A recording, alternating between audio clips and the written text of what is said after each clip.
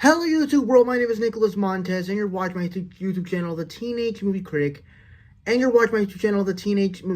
welcome back to the YouTube channel, everybody. And in today's video, we are doing a show review that's unlike anything I've done before, and that is reviewing the classic Walt Disney World fireworks show on the Cinderella Castle at Disney's Magic Kingdom, Happily Ever After. Now, if you guys are unaware, because apparently it's gotten like 30 views the last week, or at least since Sunday. I made a video not talking about it, but I made a tribute video dedicated to it, where I basically played the soundtrack of the show with clips being added while the music is playing. And I showed it to my family on Sunday. They really loved it, and I thought it was a great Mother's Day gift to my family, since we are huge Disney fans as well as a huge fan of the show. And even as for a fan of that show myself,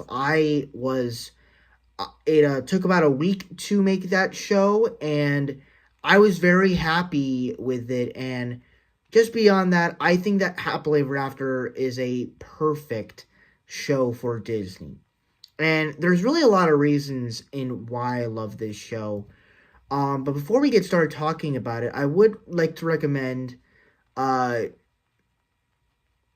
there is some way I'm able to post it to where, because unfortunately it got blocked for copyright, but apparently it's getting, it has already 30 views and only 2 likes, and one of those liking it is me, because I wanted to support my own video. But I don't know if that's me rewatching it multiple times, or if somehow people are able to somehow see it. I don't know. I don't know how blocked videos work. I don't know how copyright videos work, because most of the videos that I make on iMovie are kind of copyrighted because of the music. But whatever. So let's just kind of talk about what is it that Happily Ever After is so good. What is so good about Happily Ever After?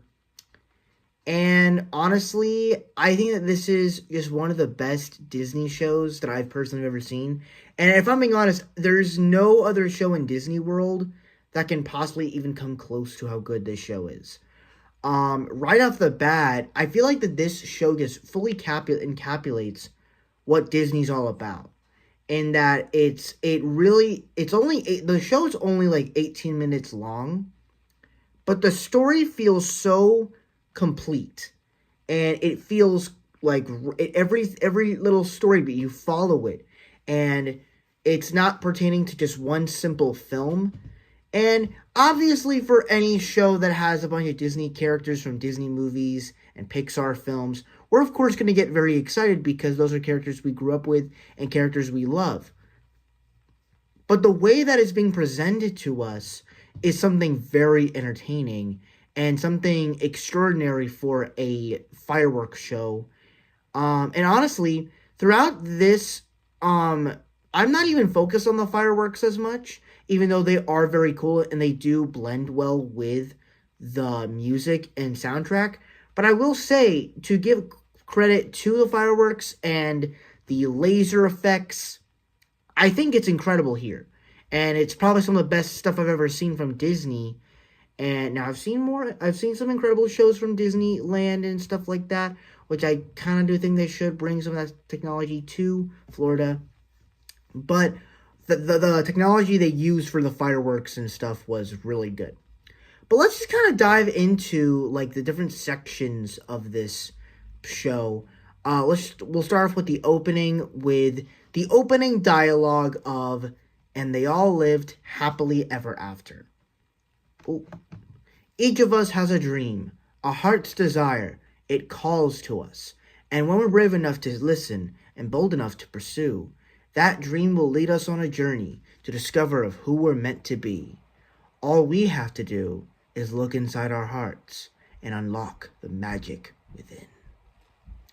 And then we get the classic Jordan Fisher and that other girl singing the first section of Happily Ever After as As a keyhole appears on the Cinderella castle, magical pixie dust flows through the keyhole and covers the castle and surrounding turrets in royal red and gold as the Happily Ever After theme song plays. Searchlights, lasers from and towards the castle, and eventually fireworks come into play. What do I think about the opening? Well, I think it's solid. It's a great introduction to a pretty great show. I think, the song itself it's underrated, so I think it getting at least a little bit into the show is great, but it's a great introduction to see what the fireworks are like, to see what the technology is going to be like in this show. Overall, everything is looking good until we are getting into the dreams section, which, kind of funny because I think that this is a really good section. As it's basically introduced with a shooting star, and then it's followed up by Tiana singing the prologue of Down in New Orleans, which I think is a perfect way to introduce a dreams sequence. And basically it's followed up by all the characters that have wants, or I guess needs, and you have Ariel wanting to be part of our world, Remy wanting his own career and cook in Paris, Rapunzel for freedom from her tower, and of course Quasimodo for one day to be out there from the Tower of Notre Dame. And not a lot to discuss here, but I like the way that I love the way that this whole section establishes that we have goals. These characters, they have certain motivations. They want stuff. They want to be part of our world. They want to cook. They want to have freedom, and they want to be out there in the world. That is the most perfect way to set up a show, and that's a perfect way to set up a story, and that's pretty much what Disney's all about. It's all about wishing. It's all about dreams. It's all about wants. And with playing Down in New Orleans prologue, When You Wish Upon a Star, Part of Your World, and Out There, it's the perfect way to set up this show.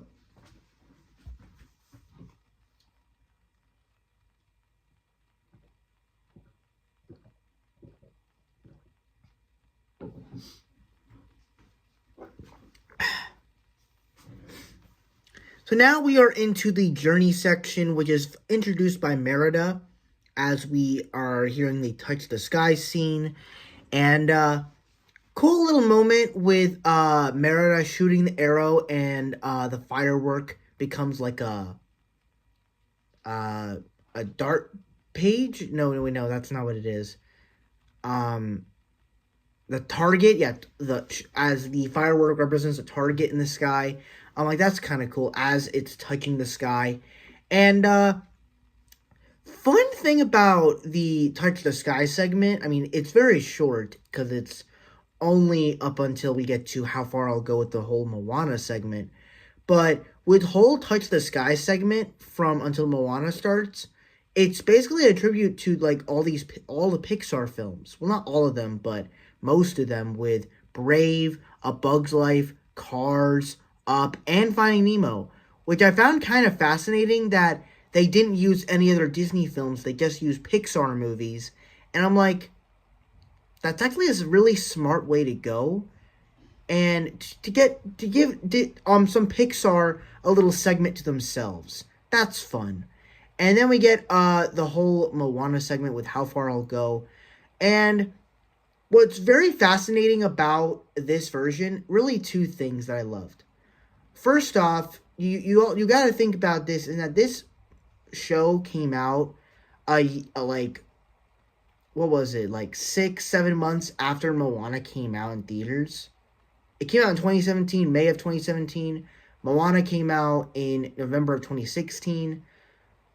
It was very recent of how beloved Moana was becoming, and the fact that they were able to make a whole segment, because I'm guessing it took like maybe a year to make this, and the fact that they somehow knew that Moana was going to be a success. I mean, I'm not saying they knew, but it is kind of crazy that they planned it. They made a whole segment for it.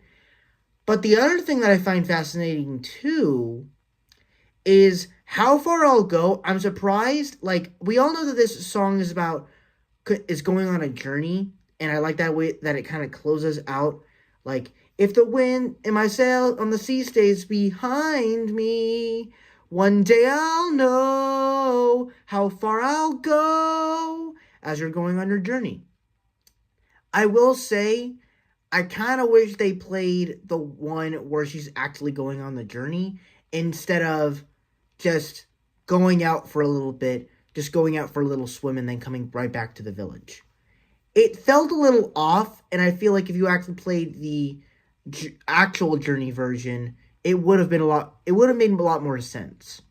Now, for those videos I've been doing, I actually have potential to probably do that, to actually use that version.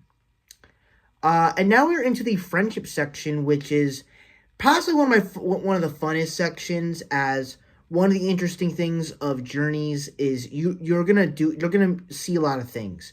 You're gonna see a lot of different people, and when you see people, you make friends and you make friendships, which is introduced by Aladdin with Friend Like Me and the Genie, which is then followed up by Trash in the Camp from Tarzan, followed by Hakuna Matata from The Lion King, followed by You've Got a Friend in Me and the Toy Story characters, followed by Bare Necessities with The Jungle Book, Wreck-It Ralph, Big Hero 6, Zootopia, Inside Out, Monsters, Inc., and then it's followed up by That's What Friends Are For from The Jungle Book, where you basically have like this recorder box singing That's what friends are for.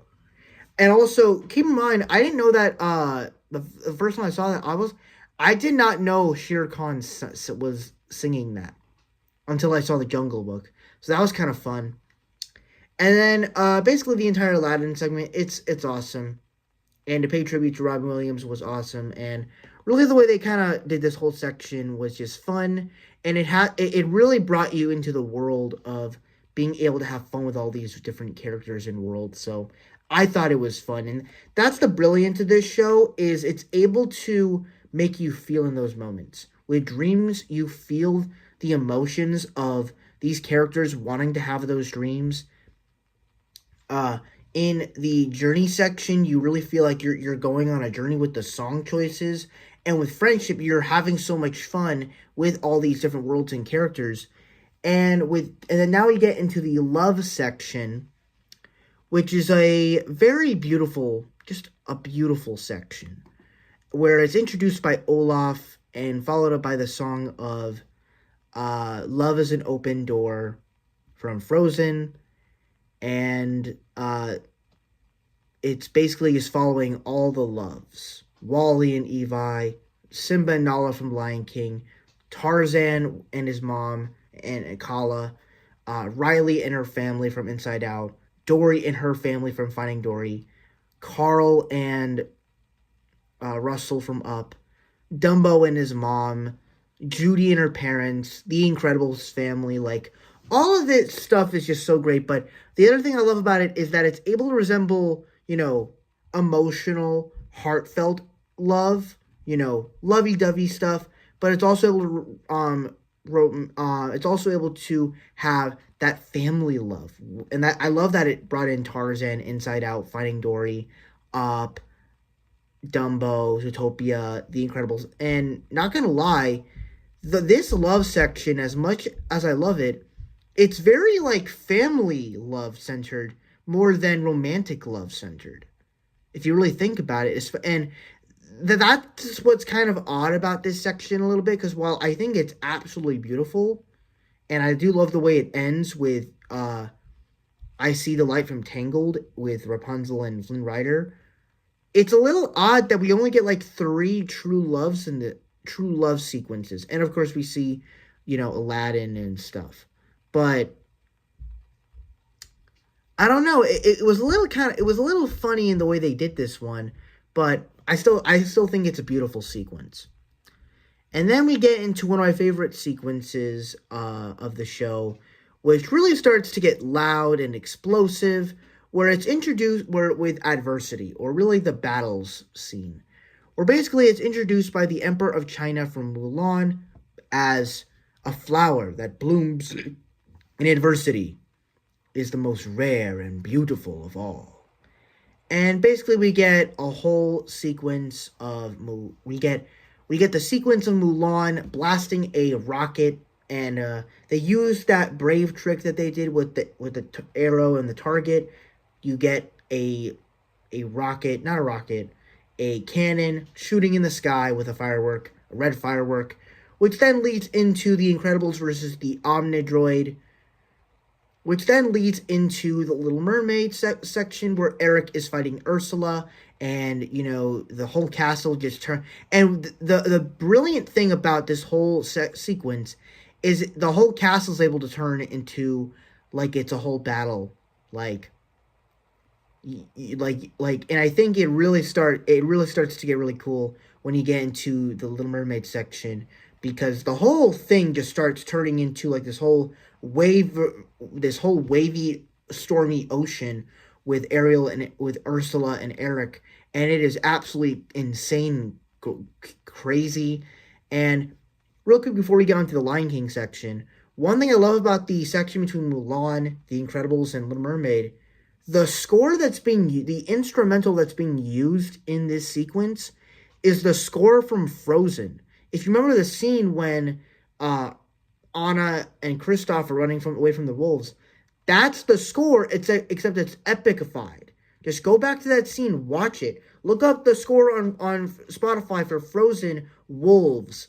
You'll hear it. You'll hear the motifs. It's that. But it's more epic, and it's grand, and it's epic, and I love it. Which then leads us from Frozen to Stampede from the Lion King, which sets the whole Cinderella castle on fire as Pride Rock is on fire, and we get an epic battle with Simba and Scar. And I never actually thought that the Stampede score would work so well with a battle between Simba and Scar, but it really works here. And as a fan of The Lion King, I was a huge fan of seeing that sequence, which then leads, still continuing the Stampede score, with Aladdin versus Jafar. Pretty quick sequence, but it's still awesome to see that.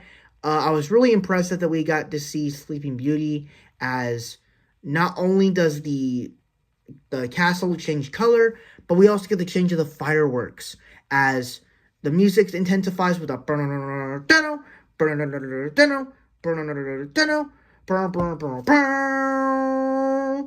as it has all these green fireworks, and it's epic and it's grand.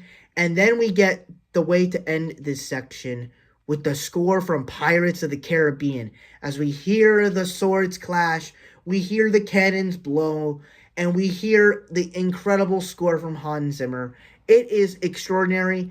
Only thing I don't like about the pirate section, though, I can barely see what's going on in that sequence. The cool thing about what they did with Little Mermaid section and Lion King, Aladdin, and Sleeping Beauty is you're able to see everything. The whole battle is able to be so big that you're able to see everything, and the whole castle becomes the location.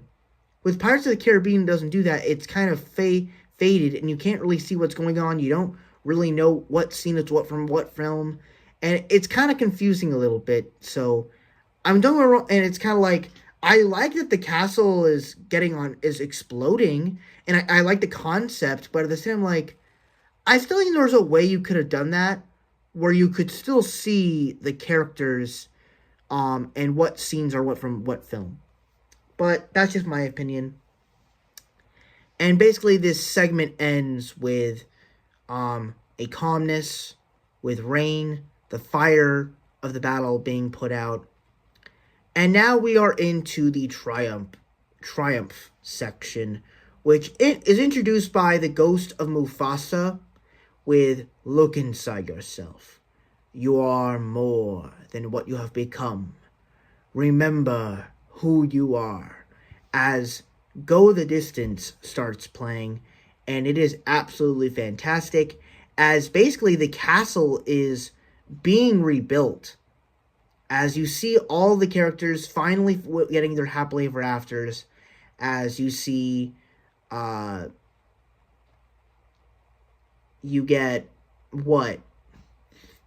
Ariel and Eric finally getting together, Tiana and Naveen finally getting together, Anna and Elsa finally making up. You get Moana finally going farther and farther. You get what is there? And then it kind of just ends with all the characters having stained glass portraits of them on the castle. Here's the thing though, as much as I love this sequence with the music and the score of Hercules and Go the Distance, I will say this one felt a little bit overwhelming. Mainly because, like, we're having so many sequences of characters having their happily ever afters that it's a little bit overwhelming to watch.